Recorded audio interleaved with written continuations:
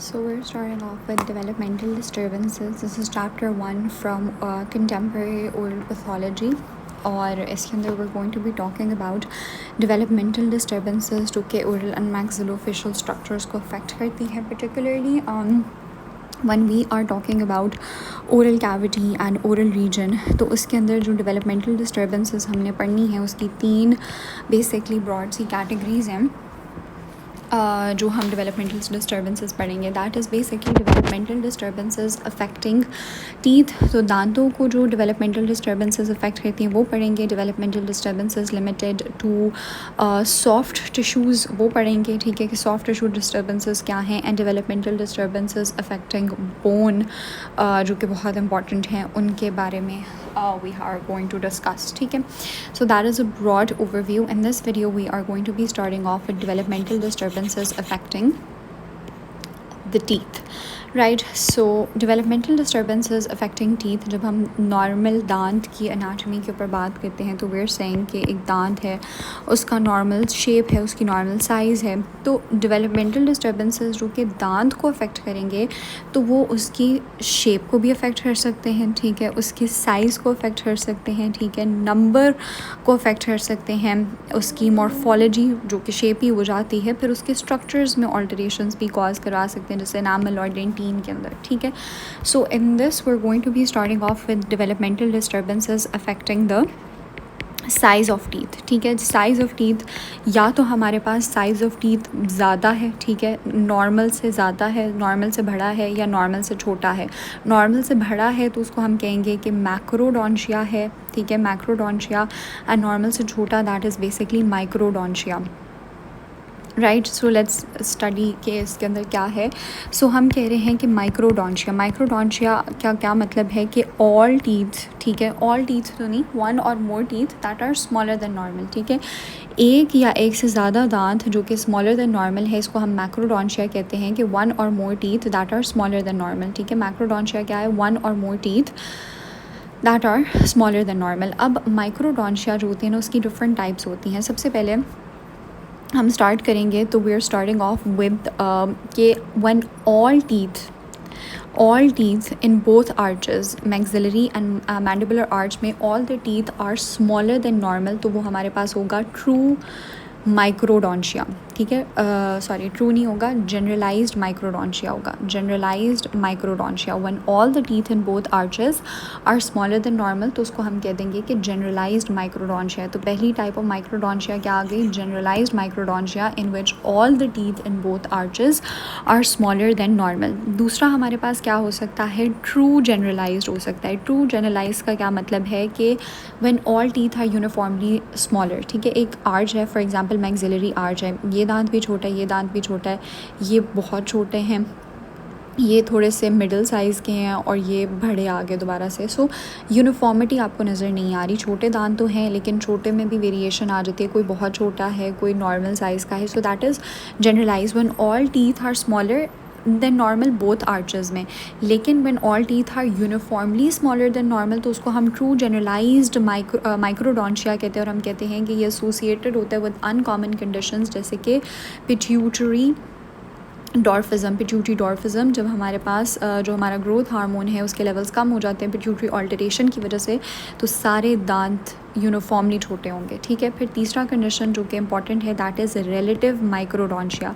Relative माइक्रोडोंशिया का क्या मतलब है कि आपका जो मैंडिबल है और जो मैक्सिला है वो अपर आर्च और लोअर आर्च जो है वो स्मॉलर हैं, ठीक है, स्मॉलर नहीं, लार्जर है, लार्जर देन नॉर्मल. लेकिन दांत नॉर्मल साइज़ के, दांत का साइज़ नॉर्मल है लेकिन जो मैक्सिला हैं and mandible they are larger than normal. अब इतना बड़ा मैक्सिला, इतना बड़ा मैंडिबल और बीच में दांत आपके ऐसे ऐसे होंगे तो इससे हमारे पास एक इल्यूजन आ रही होगी कि जैसे माइक्रोडोंशिया, बट असल में वो माइक्रोडोंशिया नहीं होता. It just gives the illusion.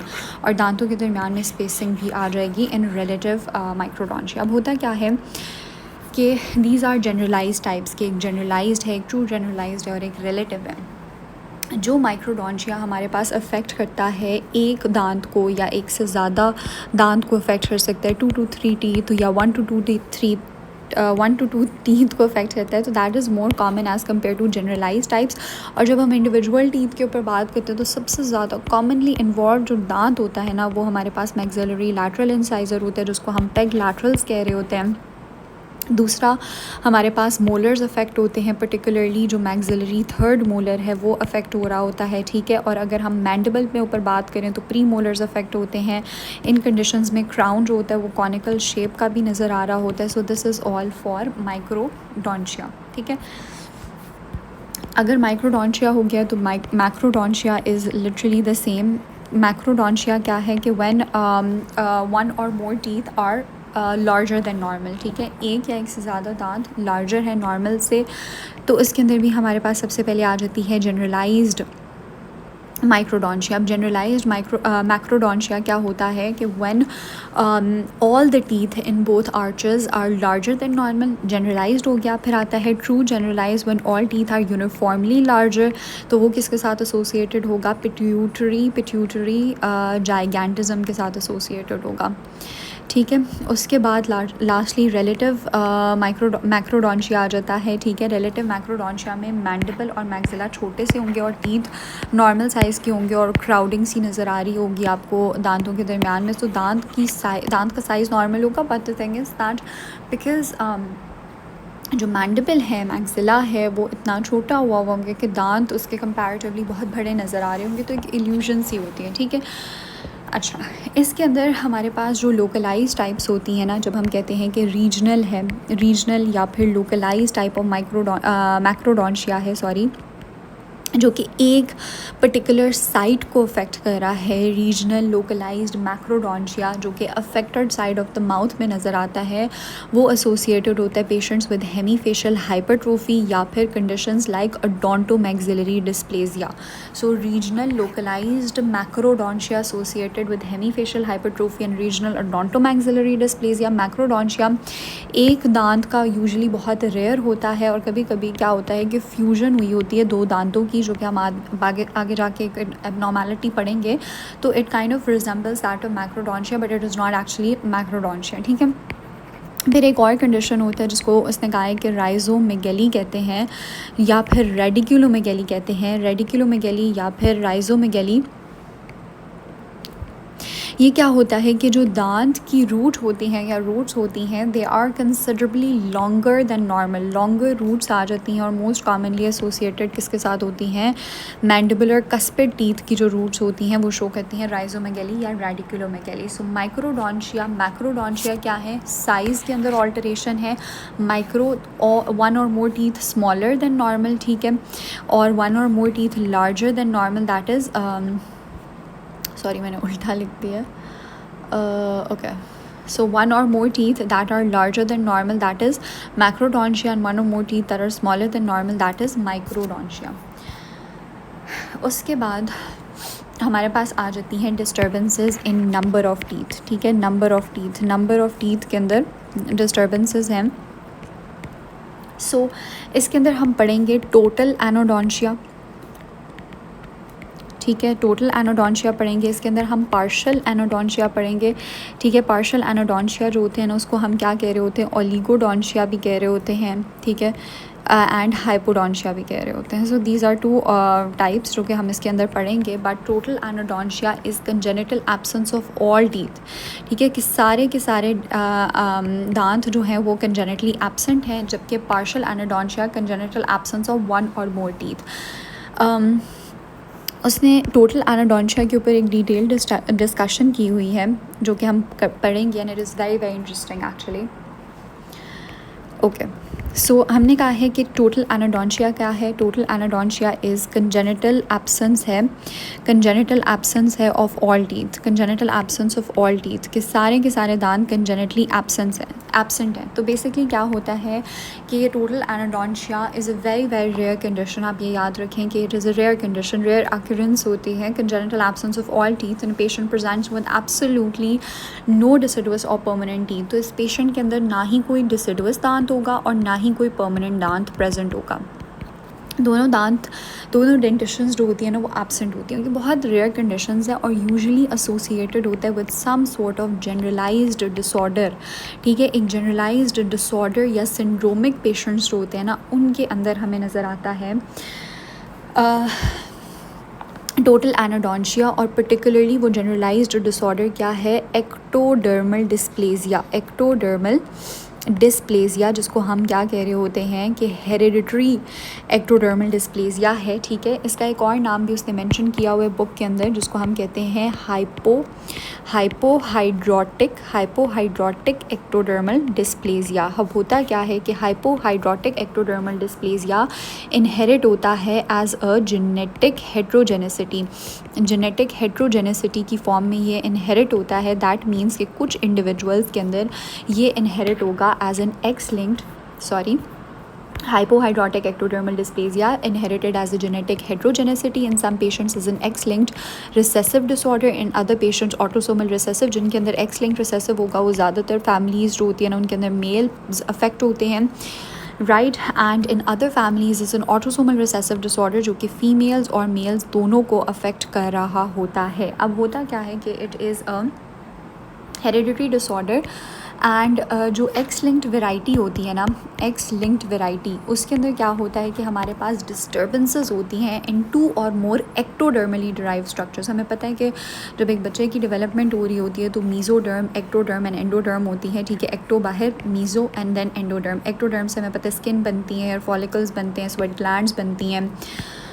तो इसके अंदर क्या होता है कि जो एक्टोडर्म से जो स्ट्रक्चर्स डिराइव्ड होते हैं उसके अंदर ऑल्टरेशंस होना शुरू हो जाती हैं। ठीक है, अब एक्स लिंक्ड वेराइटी की जो जीन होती है ना वो कहाँ पे प्रेजेंट होती है, long arm of x chromosome के ऊपर प्रेजेंट होती है, जिसको हम XQ12Q13.1 कह रहे होते हैं। Long arm of x chromosome XQ12Q13.1, right. अच्छा, अब ये जो जीन होती है ना ये किसको कोड कर रही होती है, ये कोड कर रही होती है एक ट्रांस मेम्ब्रेन प्रोटीन को। ठीक है, ट्रांस मेम्ब्रेन प्रोटीन, ठीक है, जो कि प्रेजेंट होती है कहाँ, केराटिनोसाइट्स पे, सलाइवरी ग्लैंड्स में, स्वेट ग्लैंड्स में, हेयर फॉलिकल्स में।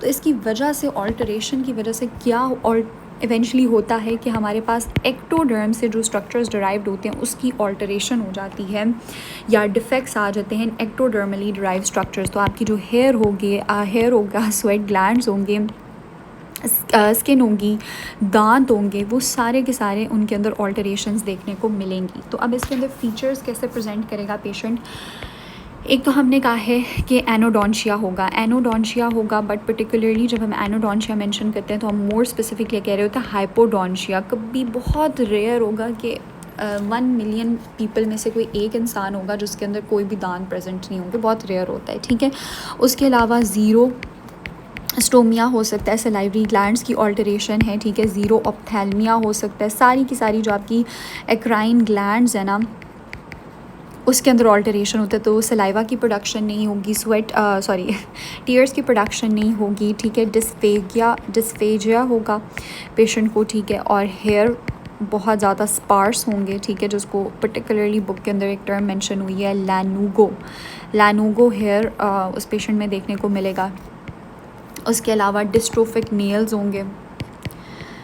अच्छा, बेशक आप इनमें से 1-2 पॉइंट्स भी याद कर लें। ठीक है, उसके अलावा स्वेट की प्रोडक्शन कम हो जाएगी। जब स्वेट की प्रोडक्शन कम हो जाएगी तो पेशेंट जो है वो टेम्परेचर रेगुलेशन नहीं कर पाएगा। ठीक है, तो टेम्परेचर रेगुलेशन सिस्टम ऑल्टर हो जाएगा। तो ये सारे के सारे इसके फीचर्स होते हैं कि एनोडोंशिया, इसमें इंपॉर्टेंट वंस क्या हैं कि एनोडोंशिया या हाइपोडोंशिया होगा, हेयर स्पार्स होंगे, लैनुगो टाइप, और सलाइवा की स्वेट की प्रोडक्शन रिड्यूस हो जाएगी और पेशेंट टेम्परेचर रेगुलेशन नहीं कर पाएगा। ठीक है, so basically what happens is that आगे का वो मेंशन करता है कि जब हमारे पास ये केसेस ऑफ एक्टोडर्मल डिस्प्लेजिया आते हैं तो बहुत रेयर होता है कि पेशेंट के अंदर complete congenital absence of all teeth हो। यूजुअली हाइपोडोंशिया के साथ पेशेंट प्रेजेंट करता है, और कुछ पेशेंट्स ऐसे होते हैं कि जिनके अंदर एनोडोंशिया होता है लेकिन लेस सिवियर होता है। तो उसके अंदर क्या होता है कि जो कैनाइन्स होते हैं या फिर आपके जो कस्पर्स होते हैं वो रिटेन्ड होते हैं, और मैक्सिलरी फर्स्ट मोलर जो होता है ना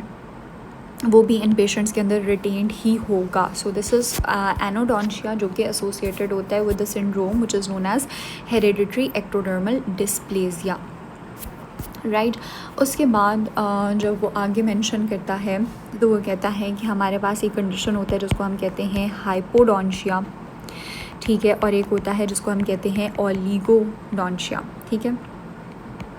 अब दोनों ही पार्शियल एनोडोंशियाज हैं कि मतलब दोनों क्या हैं, congenital absence of one or more teeth, right. लेकिन जो हाइपोडोंशिया है ना, इसके अंदर कंजेनिटल एब्सेंस है वन और मोर टीथ की, जबकि ओलिगोडोंशिया में 6 और मोर टीथ की एब्सेंस है। लेकिन जो थर्ड मोलर्स होते हैं ना, थर्ड मोलर्स वो हमारे पास प्रेजेंट होते हैं, रिटेन्ड होते हैं, ठीक है। सो थर्ड मोलर्स प्रेजेंट होंगे लेकिन उसके अलावा 6 और मोर टीथ की एब्सेंस होगी, ठीक है।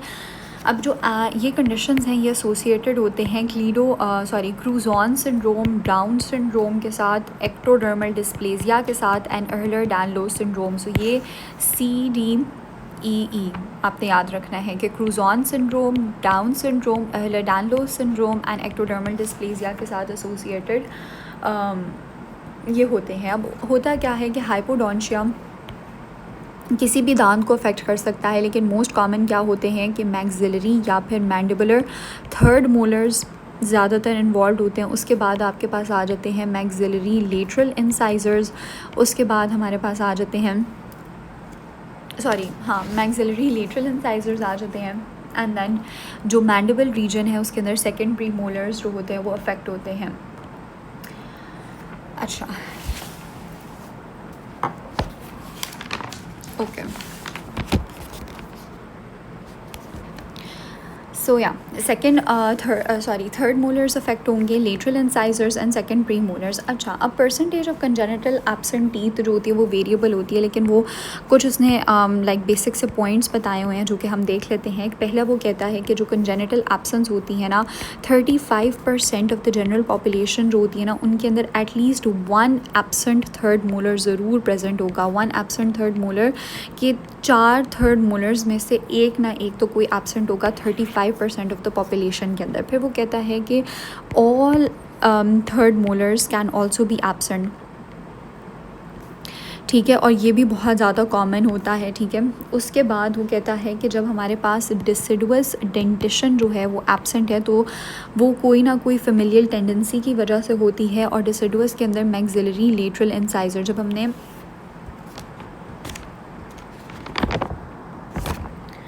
लेटरल इंसाइजर इन्वॉल्व होता है, ठीक है। उसके बाद डिसिडुअस टूथ या फेमिलियल टेंडेंसी होती है। सो डिसिडुअस डेंटिशन में मैक्सिलरी लेटरल इंसाइजर हमारे पास एब्सेंट होता है, हाइपोडोंशिया हुआ होता है और यूजुअली कोई फेमिलियल टेंडेंसीज होती हैं, राइट।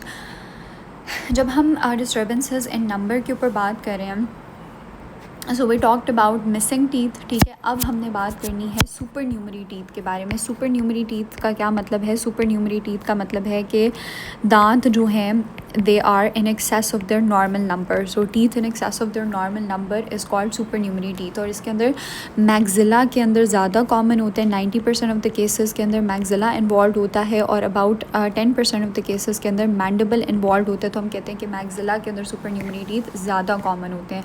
उसके बाद वो कहता है कि अगर हम सुपर न्यूमरी टीथ को क्लासिफाई करें तो सुपर न्यूमरी टीथ जो होते हैं वो सेंट्रल इंसाइजर्स के दरमियान में अगर प्रेजेंट होगा तो मीजियोडेंस होगा।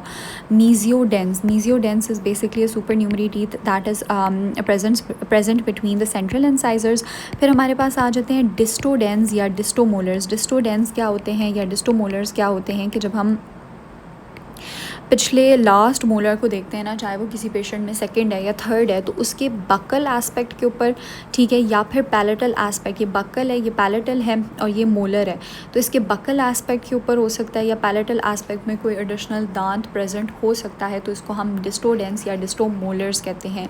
दूसरा हमारे पास क्या आ सकता है? पैरामोलर्स। पैरामोलर्स भी हो सकते हैं जो कि क्या होता है? फोर्थ मोलर होता है। कुछ पेशेंट्स में एक फोर्थ मोलर भी डेवलप कर जाता है, ठीक है। मैंडिबल में बात करें तो obviously most common premolar region में होगा।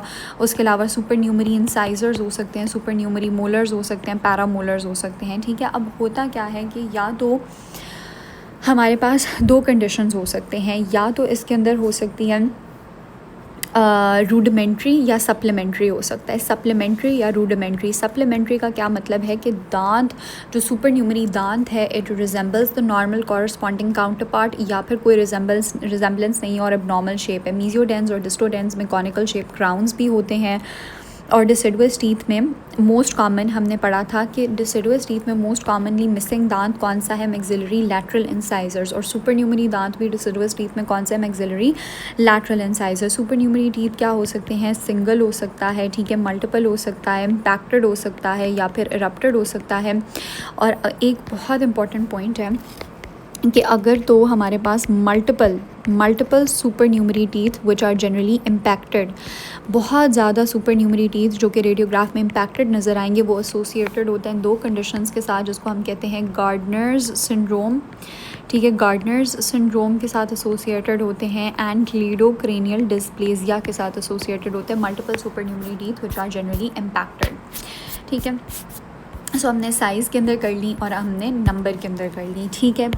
फिर हमारे पास आ जाती हैं डिस्टर्बेंसेस इन इरप्शन, कि इरप्शन अगर एबनॉर्मल है तो वो क्या होगा। बेसिकली क्या होता है कि इरप्शन टाइम्स डिसिडुअस और परमानेंट दांतों के प्रोडिक्ट करना बहुत ज़्यादा डिफिकल्ट होता है, ठीक है। The eruption times for deciduous and permanent teeth variable होते हैं, so it is therefore difficult to assess the eruption times for any given individual.